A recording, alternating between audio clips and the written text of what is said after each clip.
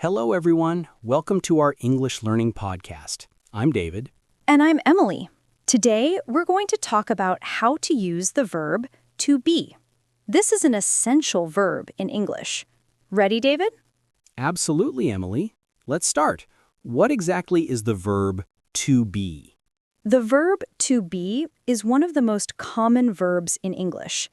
It is used to describe states, identities, and feelings, or to connect the subject with a description or condition. Can you give us some examples? Of course. Examples include, I am happy. She is a teacher. They are students. Or, it is cold today.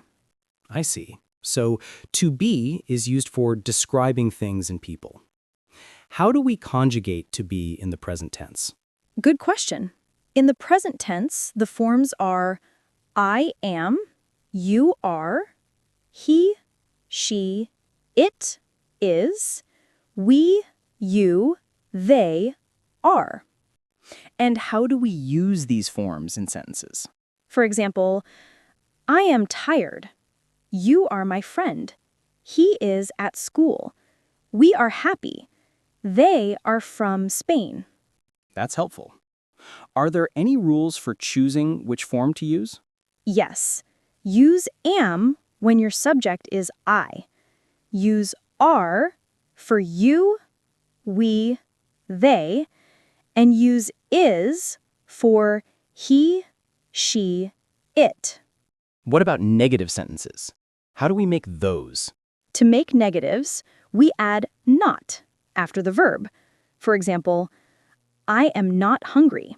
She is not tired. They are not here. And we contract them. I'm not. He's not. They're not. Excellent. How about questions? How do you form questions with to be? For questions, invert the verb and the subject. Examples, are you ready? Is she your sister? Am I late? That's easy to remember. Now, does to be change in past tense? Yes. The past tense forms are was for I, he, she, it, were for you, we, they. And means sentences like, I was at home or they were happy? Exactly. And negatives. I was not, wasn't, at home. They were not, weren't, here. Great. To summarize, to be connects the subject to a state or description, and we conjugate it depending on the subject and tense. That's right, David. Practice using to be in sentences to become more comfortable. Thanks for joining us today. We hope you learned how to use to be. Keep practicing and see you next time. Goodbye, everyone.